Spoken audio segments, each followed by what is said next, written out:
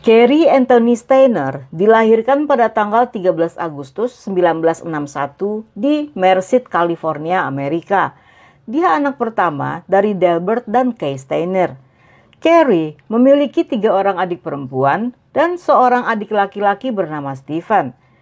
Kehidupan keluarga Carey sangat baik dan dia tidak pernah terlibat dalam kejahatan apapun. Saat Carey berusia 3 tahun, orang tuanya menemukan jika Carey memiliki penyakit trikotilomania yang membuatnya suka mencabuti rambutnya. Trikotilomania atau yang dikenal dengan kelainan mencabut rambut adalah suatu gangguan yang melibatkan dorongan berulang yang tidak tertahankan untuk mencabut rambut di tubuh sebagai upaya untuk meredakan stres atau kecemasan.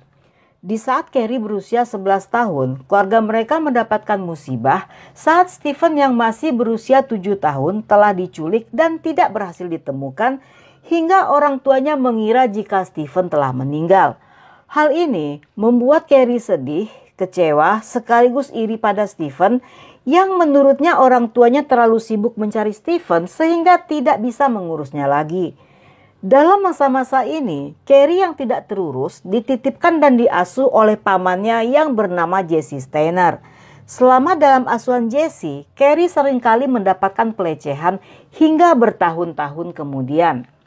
7 tahun kemudian, di tahun 1980, mereka dikejutkan ketika dihubungi oleh polisi yang mengatakan jika Stephen masih hidup dan berhasil kabur dari si penculik bersama seorang tawanan lainnya, seorang bocil bernama Timothy White. Pada awalnya Stephen kabur hanya untuk menyelamatkan anak yang diculik tersebut agar tidak diperkaos oleh penculik mereka. Dan setelah mengantarnya ke kantor polisi, Stephen berencana akan kembali lagi ke rumah penculiknya. Namun, ketika polisi menanyai identitasnya, Stephen tidak mau memberitahu mereka siapa dirinya. Polisi yang curiga dan menyangka jika Stephen yang menculik Timothy berusaha mencari informasi tentang Stephen di database, yang belakangan diketahui jika Stephen juga merupakan korban penculikan. Berdasarkan keterangan Stephen, pada tanggal 2 Maret 1980, polisi berhasil menangkap si penculik yang bernama Kenneth Pernell yang merupakan residivis atas kasus yang sama. Saat Stephen kembali berkumpul bersama keluarganya, kehidupannya tidak berjalan dengan baik. Karena Stephen yang telah mengalami pelecehan seringkali dibuli di sekolah. Dan hal ini membuatnya sering mabuk-mabukan hingga ayahnya mengusirnya dari rumah. Ketika berusia 21 tahun, kehidupan Stephen kembali normal saat bertemu seorang wanita yang kemudian menjadi istrinya dan memiliki 2 orang anak. Namun, belum lama kebahagiaan mereka, pada tanggal 16 September 1989, Stephen yang saat itu berusia 24 tahun tewas dalam sebuah kecelakaan motor dalam perjalanan ke tempat kerjanya. Walaupun saat itu Stephen telah kembali, tetapi Carey tetap tinggal bersama Jesse. Namun, di tahun 1990, Jesse tewas terbunuh saat rumahnya kerampokan oleh pelaku yang tidak terungkap hingga saat ini. Setelah kematian Stephen dan Jesse, Carey yang menjadi depresi karena ditinggalkan oleh orang-orang terdekatnya mulai menjadi seorang peminum dan pecandu. Hingga dia dirawat di pusat kesehatan mental selama beberapa bulan sebelum akhirnya dia kabur dari sana yang membuat hidupnya semakin berantakan. Bahkan dalam sebuah catatan kepolisian di tahun 1997, Carey pernah ditangkap atas kasus penyelundupan narkoba. Namun saat itu, Carey hanya dipenjara selama beberapa bulan saja. Tetapi semenjak bebas dari sana, Carey memiliki hobi lain, yaitu berfantasi untuk memperkaos dan membunuh.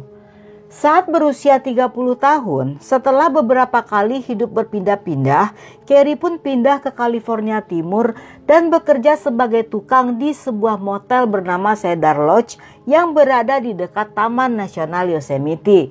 Dia tinggal di sebuah flat kecil yang berada di lantai 2 motel tersebut. Walaupun dia seorang pegawai yang rajin, namun dalam waktu senggang dan libur, dia suka mengendarai mobilnya ke sebuah bukit yang berada dekat sana untuk menggunakan narkoba. Dan di tempat inilah Carrie yang dulunya memiliki fantasi akan segera mewujudkannya. Pada bulan Februari 1999, Carrie melihat sebuah mobil milik tamu yang terparkir di parkiran Cedar Lodge. Mereka adalah satu keluarga yang terdiri dari ibunya yang bernama Carol Sun berusia 44 tahun, putrinya Julie berusia 15 tahun, dan seorang teman Julie bernama Sylvina berusia 16 tahun. Mereka adalah turis yang sedang berlibur.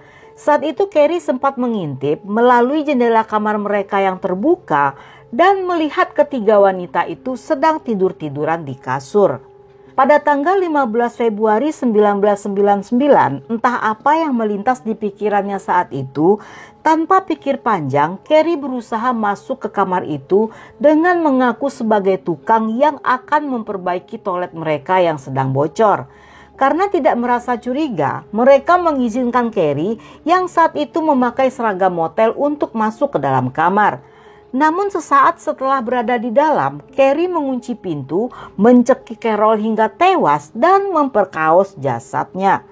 Melihat hal tersebut, Julie dan Sylvina berteriak, tetapi jeritan mereka sia-sia.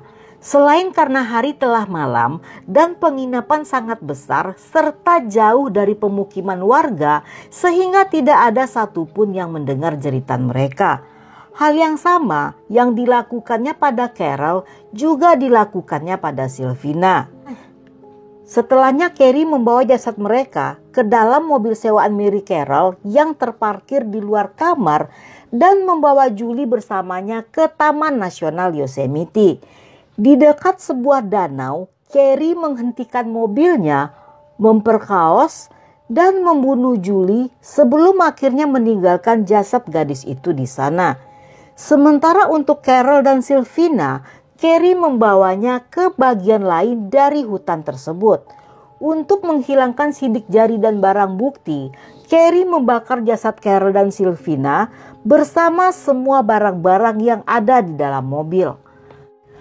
Sebulan kemudian, saat mereka dinyatakan hilang oleh keluarganya, polisi mendatangi Cedar Lodge untuk menanyai semua karyawan di sana. Carrie tampak sangat tenang dan membiarkan polisi untuk menggeledah kamarnya. Hal ini membuat polisi tidak mencurigainya dan sama sekali tidak menyadari jika si pembunuh berada hanya beberapa langkah dari mereka. Pada akhirnya, polisi gagal mendapatkan petunjuk apapun. 5 bulan kemudian, tepatnya di tanggal 21 Juli 1999, Carrie kembali menemukan korban keempat yang juga sekaligus korban terakhirnya. Saat sedang berkendara di lingkungan Yosemite, dia melihat seorang wanita bernama Joey Ruth Armstrong berusia 26 tahun yang sedang menjalani program pendidikan di Yosemite for Children. Joey tinggal di sebuah kabin yang berada di dekat sana. Di malam itu, sambil menodongkan sebuah senpi, Carrie menerobos masuk ke kabin Joey saat gadis itu hampir tertidur. Carrie yang awalnya berencana akan memperkaos di kabin tersebut membatalkan niatnya karena Joey yang ketakutan berteriak-teriak yang membuat Carrie khawatir akan ketahuan. Dia pun mengikat tangan dan melakban mulut Joey sebelum membawanya ke sebuah hutan. Namun di saat Carrie sedang menyetir mobil, di dalam perjalanan, Joey yang berhasil melepaskan ikatan tangannya tiba-tiba membuka jendela dan melompat kabur dari mobil. Namun setelah usahanya, Carrie yang mengejarnya berhasil menangkapnya dan menikam lehernya dengan sajam yang ada di kantong celananya. Jasad Joey dibuang di hutan Yosemite. Joey dilaporkan menghilang oleh teman-temannya saat gadis itu tidak muncul ketika mereka telah menunggunya untuk pergi berlibur.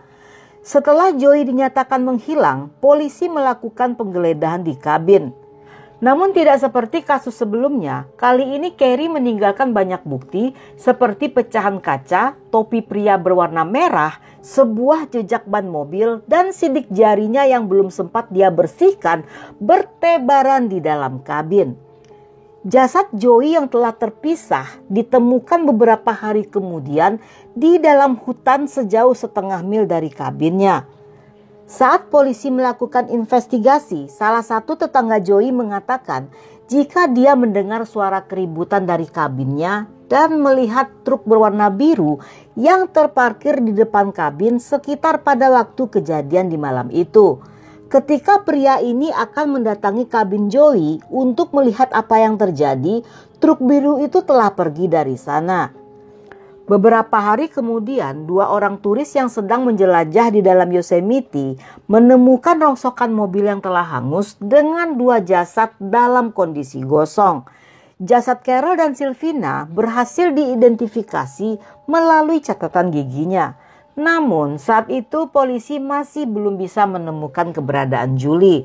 Hingga 2 minggu kemudian, kepolisian California menerima sebuah surat anonim yang berisikan sebuah peta yang menunjukkan lokasi jasad Julie serta dilengkapi dengan pesan yang mengatakan jika dia telah bersenang-senang dengan korban.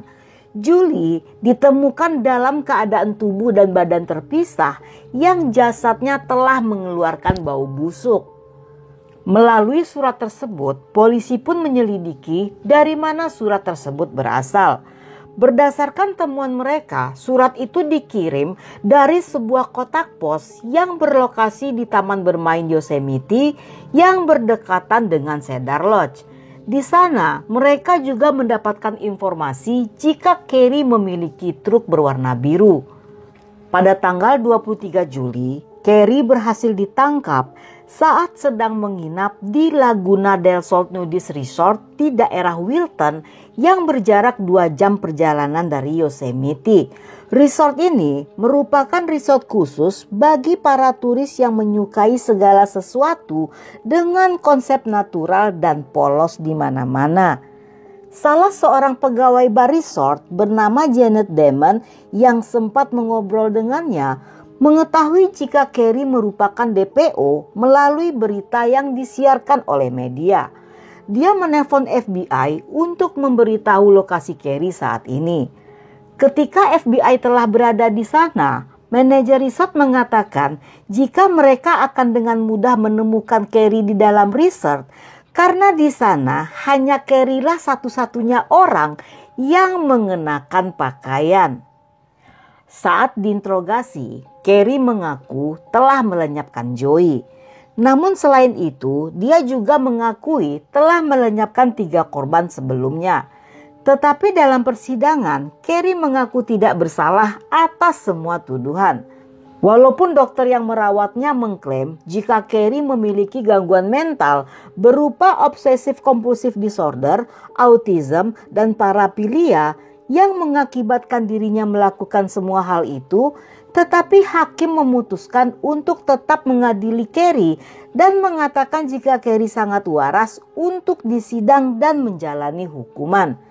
Carrie yang dijuluki sebagai Yosemite Killer didakwa atas pembunuhan tingkat pertama.